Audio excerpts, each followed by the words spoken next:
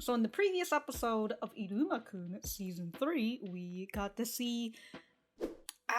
why can't I suddenly not remember his name, but I can only remember Coco? Anyways, the Coco Man.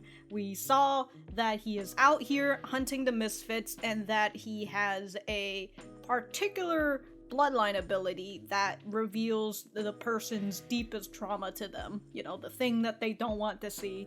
When Ameri heard about that, the first thing that she thought of was, oh man, I hope Iruma is okay if that's ever going to be used on him, so I wonder what's going to happen, you know, unless you've sort of been spoiled by the Crunchyroll thumbnail, which, fantastic, dude, thanks.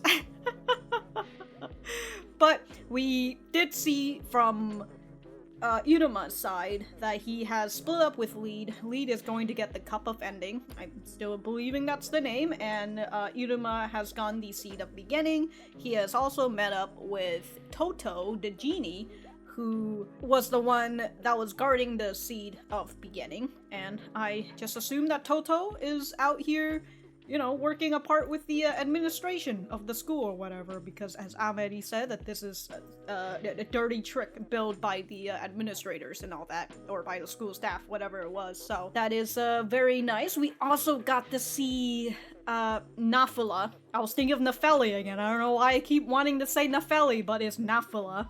Or as the... what is the fan translation of it? Because, like, the fan translation and the official translation of Iruma have, like, different names, kind of like with Garp and Gap. Why can't I... Nafra! There you go. That's the other name that is, in the fan translation, I believe. Or is that a nickname? I can't remember. Anyways, I'm just gonna continue calling Naphula by their official translation, so... But now that I think about Nafra, I might end up calling them Nafra too, but we'll just have to see. But I do have my full-length reactions up on Patreon, which you guys can check out in the description down below. But if you're not interested in that and you're still enjoying these sort of videos, remember to like and subscribe, and also, you know, leave me a comment on what you think about this episode, because I enjoy talking. Why am I saying this part after? Anyways, we're gonna get started.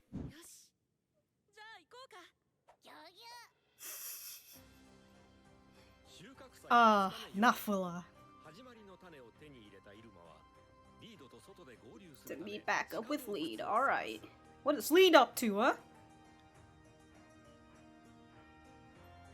Is that a piece of paper that Toto gave you? Okay.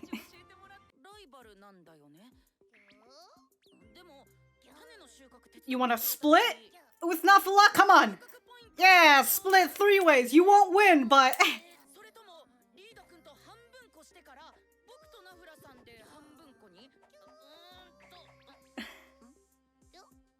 So Lee would get 50? Oh, you guys are so in sync. He put it off for now. We'll think about it later, you know, when the consequences are coming back to get us. Oh, look at Naphula! So cute. Oh, you just got used to it. Oh. I love the way that they're walking. It's a waddle. Reminding me of how I used to be. Oh, he's thinking about his childhood. Remember the times where, how are you on the snowy mountain and how are you not freezing to death with that fucking... Were you also fighting Megalodolian?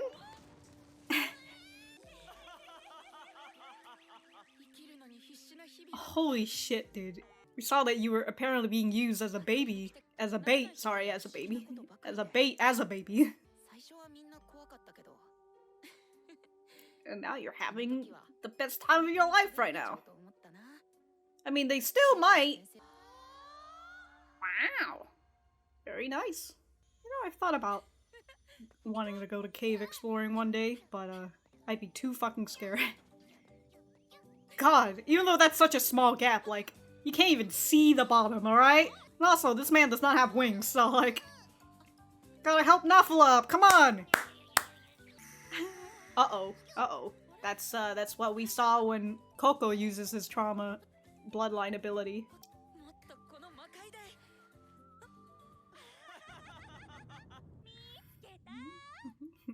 Well, you know, of course his parents are his trauma.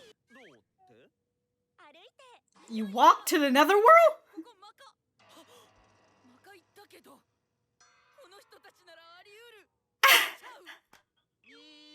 Wow, you know what?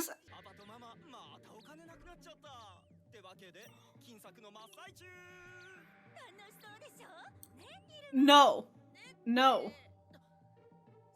His parents now are like the antithesis? Antithesis? Do it! Show how much you've grown! I'm sick of the North Pole.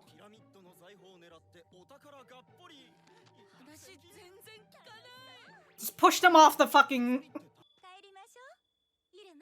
No. No, man's already got a home.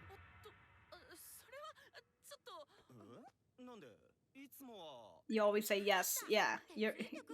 Come on, you're a pushover. Come on, Iruma. You always say yes.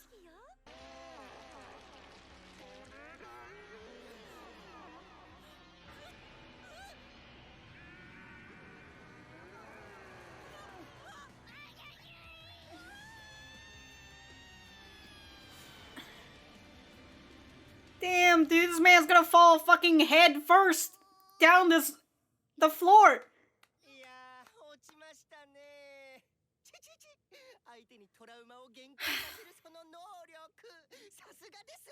Orobas, there you go. Ocho. Finally got to see this man talking. Not Orobas, but Ocho. It went pretty hard. Wow. Whoa. Fuck him up, Naphula, let's go!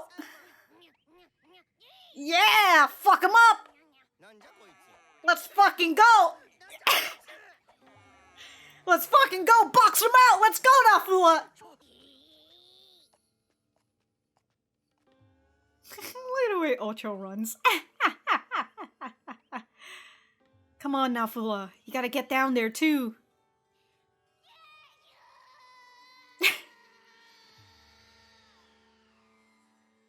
I love Naphula.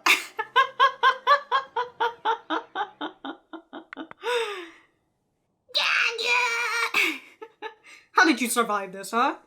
Unless Ali helped you, which would be understandable, honestly. If you died and he would be stuck down here forever. Ooh, you got a cut in your leg?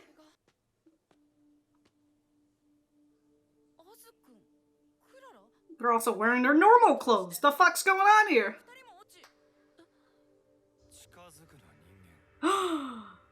His worst fear, being found out as a Who-man.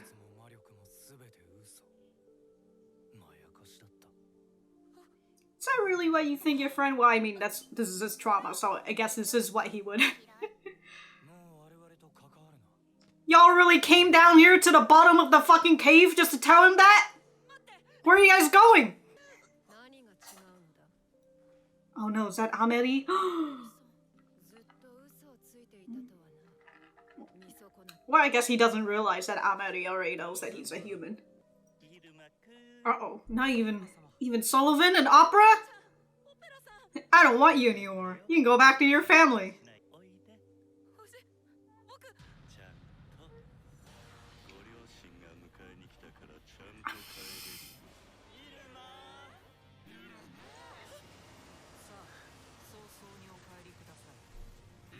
But he belongs here in the netherworld, come on! Okay. The fucking voice modulator, dude.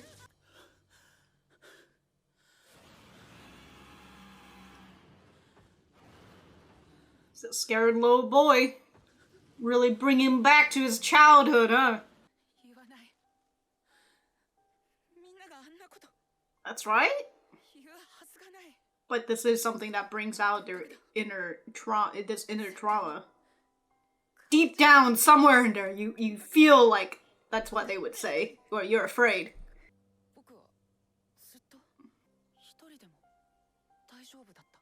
But now you've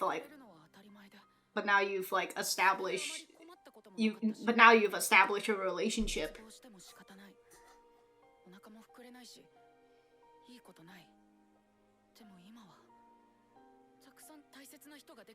Yeah. See, look. Kiriwo should have waited until he had all of these, you know, until he's established all these relationships so he can just break it down. Well, I suppose he thought that Iruma was already at that point, huh?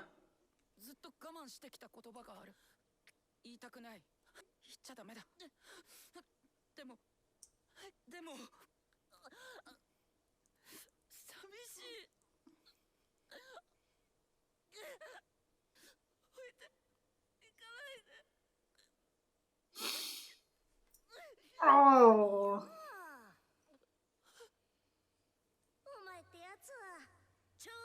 Here comes Bachiko to give him a word of encouragement.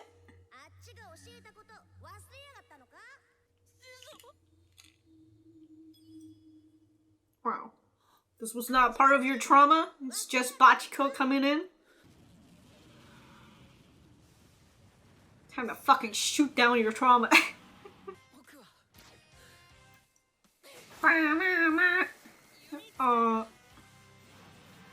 This is one of his 2 arrows. Yeah, there you go. Shoot through your fucking trauma, dude. Ooh, we got to see a little... Wow.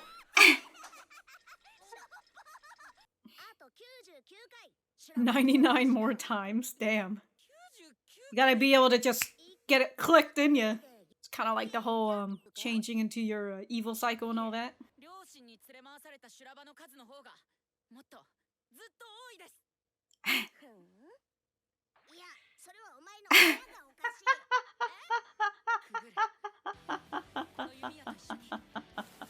Who the fuck were your parents?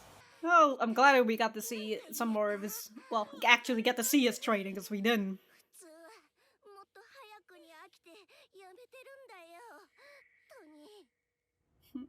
She expects them to quit, but don't worry.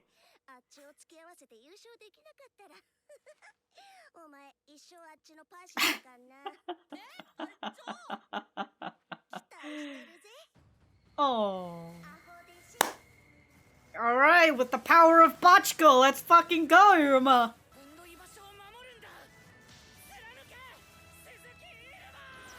Yeah, man says his full name.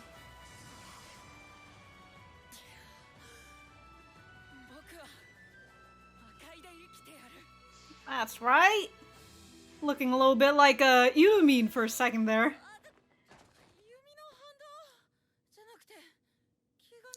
You defeated your fear, my guy. Oh my god. It's still alive. So what, it was just a tiny little beast just going roar this whole time?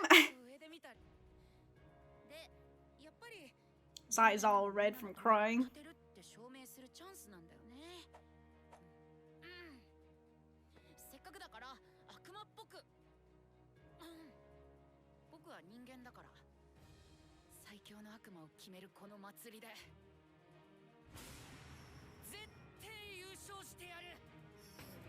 Hell yeah, Iruma. Alright, a little goofy with that tongue of yours, but alright.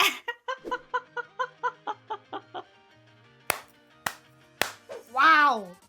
Good job. You know, I sort of expected, you know, that well, I mean, I knew a sad and tender moment was going to come hit it, but man, fucking... I really like the way that they did that scene with him, you know, just shaking in fear and just like crying and just knowing that like what his true fear that was manifesting was that he was being rejected by everyone and that he, well, I mean, in case he said he was lonely. God, it just really fucking pierced right through my eyes, that's for sure. But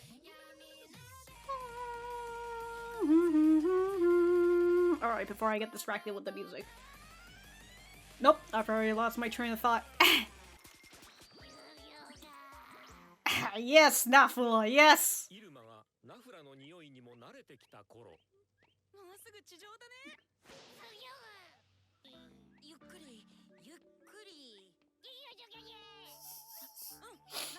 He's starting to understand Naphula too?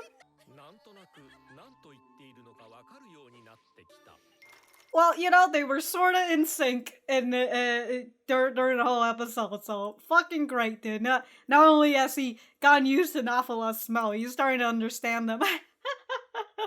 Good shit, dude. Good shit. But alright, I'm gonna go back to the center, and I guess we'll continue talking about the episode.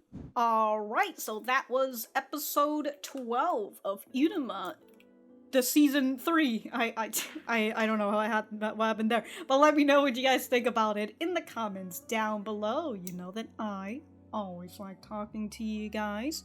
For me, I thought that this was a pretty nice episode, you know. Well, I mean, it's not a pretty nice, it was a fucking great episode. I really enjoyed that, you know, being able to see more of Iruma's fear, the thing that he is scared, he's the most scared, he's scared the most. But it was also something that we sort of got to see a little bit when Ali was there to help Iruma visualize his bow, you know, like what is your secret that you want to keep from everyone, or what's the most, you know, embarrassing thing that you don't want other people to know that, and it becomes his desire to protect, you know, is what he wants to protect, where what is it, he wants to protect, why is the word not fucking coming out, but you know, he wants to protect his things. The most crude way I can say it, you know, he wants to protect the things that he has now. Is sort of what he said towards the end of season 2, if I remember correctly, you know, where he feels like his ambition now, because he's been growing his ambition throughout the series, and the one that he's currently solidified the most is that he wants to get stronger in order to protect the things that he loves. And you know, this is just prime time for Kiryu to actually come and fucking attack Iruma, because in season 1, you know, Iruma was still establishing relationships with other people, and so he's not at this point where he is now in season 3, where if Kiryu wanted to break his spirit, he would actually have a much better chance of breaking his spirit in this season of Iruma than the first season, because again, season 1 Iruma was still really establishing relationships, you know, he was still kind of getting through the whole fact that Asmodeus and Clara were his friends, and that he actually had a family, you know. It's because, like, even after in season 1, after the whole Kiryu incident ended, and then we got the whole festival going on, and Iruma was looking around everybody in their family, and he thought to himself, lucky them, because during that time he still hasn't really established the fact that he does indeed have a family, until Sullivan and Opera came to you know, hang out with him for the festival and all that as family. So yeah, like season 1 Iruma, that was not prime time for Kiryu to attack. Season 3 Iruma, you know, there was that potential, but I think he's gotten past his fear for the most part, you know, he's gone past the initial step, and he was able to overcome it by literally shooting his spear. Fantastic, dude, fantastic. For the most part, he solidifies his ambition to wanting to protect the thing that he loves, but again, you know, as Iruma grows more and more, and as he has more things that he loves, you know, because he said it in this episode where he said that before he never really minded all of this horrible shit that's happening to them, you know, to him, and he was fine with being abandoned because that was something that he was used to. You know, his parents always left him alone. He never had really a connected relationship with them, and so because of that, he's just used to it. But now he's used to the good life. And now he doesn't want to go back to where he was before, you know, he wants to keep the good life. And so, you know, as he just continues establishing that relationship, it's just going to be perhaps just slightly easier for someone to be able to break his spirit, you know, because like with in season 1 with the narrator says, with Kiryu being the one who wants to put people into despair, and Iruma being the person who can't go into despair because or is used to despair. You know, they're like natural enemies and all that. But you know, again, going with all the points that I was talking about before. Anyways, the other thing that I wanted to talk about was his parents, which like I said in the episode, it's like the antithesis.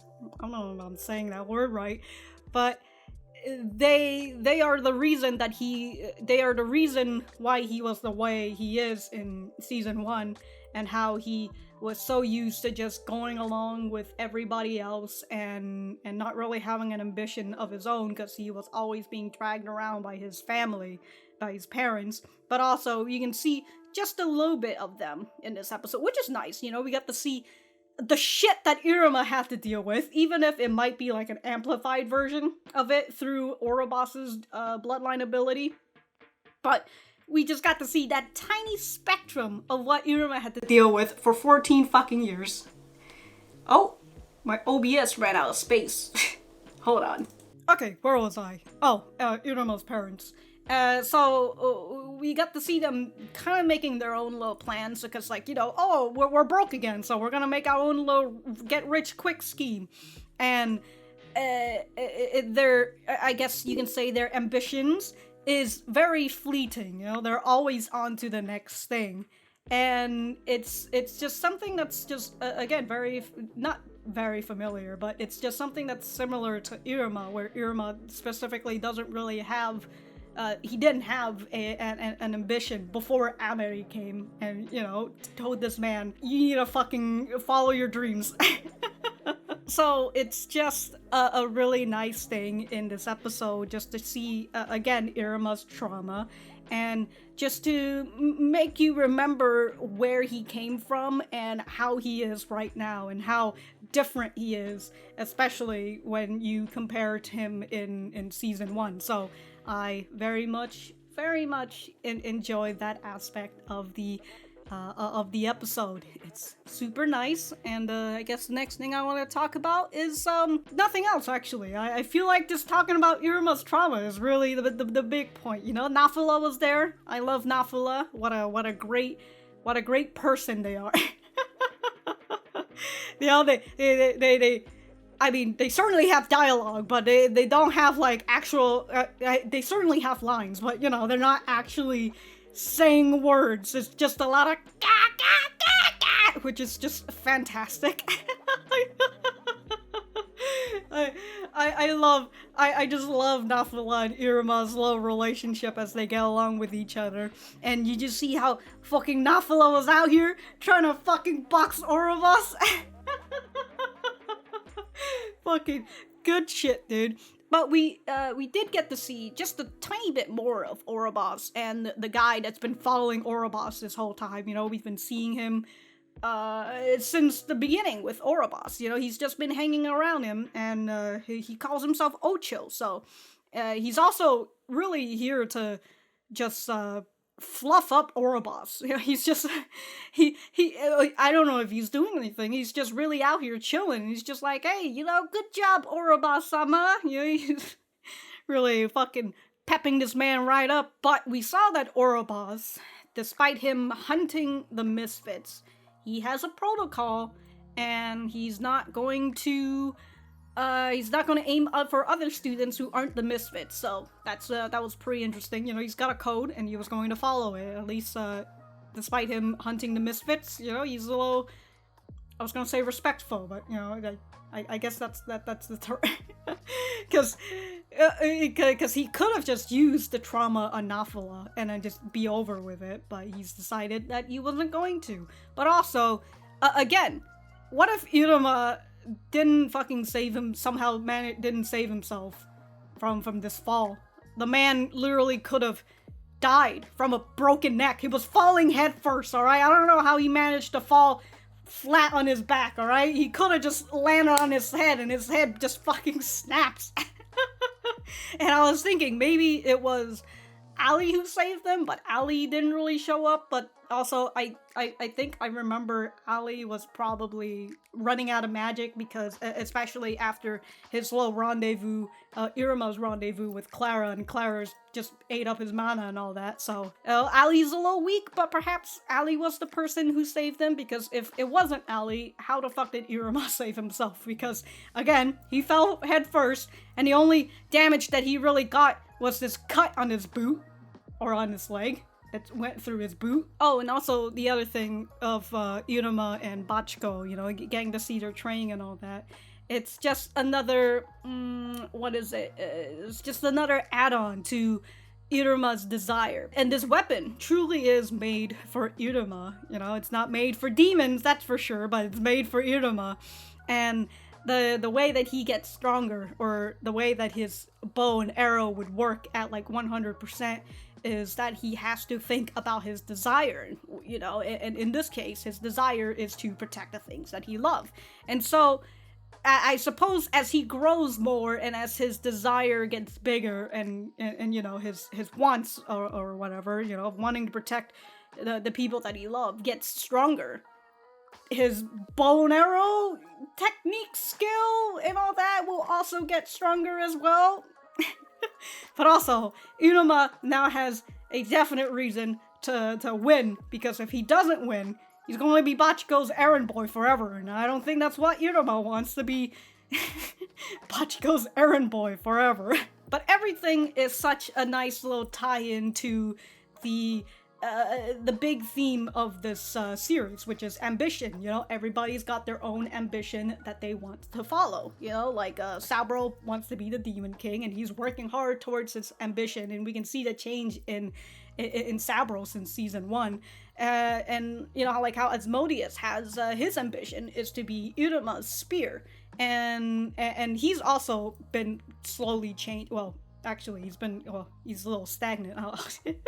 But Saburo has pointed out that stagnation that Asmodeus has been going through. So Asmodeus right now is currently also growing as well, and he's growing with Saburo, which is fucking great. And you know, of course, Amiri's low ambition as well. And we've been seeing other people's ambition, like Garb's ambition, which is to make 100 friends. Elisabetta's ambition is to find her true love. You know, out of all the fucking love that she can get, she wants to find a true love that she doesn't have to use her power on. And, you know, Clara's, I guess Clara's ambition is to make Iruma fall for her, so she's also working towards that ambition. But yeah, I just love it. All this tie-in to ambition and all that. Really, you know, really out here telling you that you need to work hard for your dreams and all that. So, very, very fun. I don't think I have anything to talk about for... what is it? I feel like I don't really have too much to talk about for the manga, but actually I do have one thing. So I am going to be talking about the manga. If you're anime only, I will see you guys in the next episode. And alright, so for the manga. So at that point where Iruma says, "I'm a human," who was recording this? I can't remember. Like, was there like a fucking bat somewhere just like out there recording Iruma? Because that's the point where Ball and Kiryu, well, I think Ball already suspect that Iruma is a human, so he was just kind of like, oh, okay, you know, there's the confirmation. But Kiryu has also heard that, so now he's over here like, oh man, can't wait to eat my boy Iruma. But it'll be interesting to see that towards, like, you know, the final episode or whatever, because I assume that's where that's the only time we're probably going to see Kiryu. But yeah, wow, I'm just making noises at this point. I guess that's why Naphula resonates so much with me. But yeah, I assume it's like one of those demon bats that was just following him, but I think it was just an audio thing only. Or is that actually a video? I don't remember, but anyways, you know, Iruma gets found out at that point. Man's just out here in a dark, dank cave, and he's just out here saying, "I'm a human!" And then the echoes just vibrates. I assume Naphula, comes down at some point, right? Because, you know, Naphula's still there. She ain't going to abandon this boy. Come on! after this is the... What is it? The fight? Is it? Because we got that little foreshadowing from Kerori saying that she's, you know, she's building up to something. So if I, you know, is that the next episode, or is this... I guess I could just watch the episode preview now I think about it. Okay, fine, I'll watch the episode preview. I'm a little too excited. What is a little anime spoiler going to stop me, right? Oh, so it is Allie. Go through it. It's not over yet. Okay. Okay. Oh! Oh! Okay. I just had to look at the anime preview. Okay. So, we're showcasing that Naphula is the one with the pot, you know, because you need to save Naphula in order to get everything in order. So Naphula did, you know, come down there. But we did get to see Allie, or we're going to get to see Allie, and seeing him, he's the one who's technically have been protecting Iruma this whole time, because I find it really funny, it's just a tiny, small little spider, although I assume if it bites you, you're going to die because of its venom or whatever. But just to see Allie just out here fucking protecting Iruma while he's going through his fucking trauma.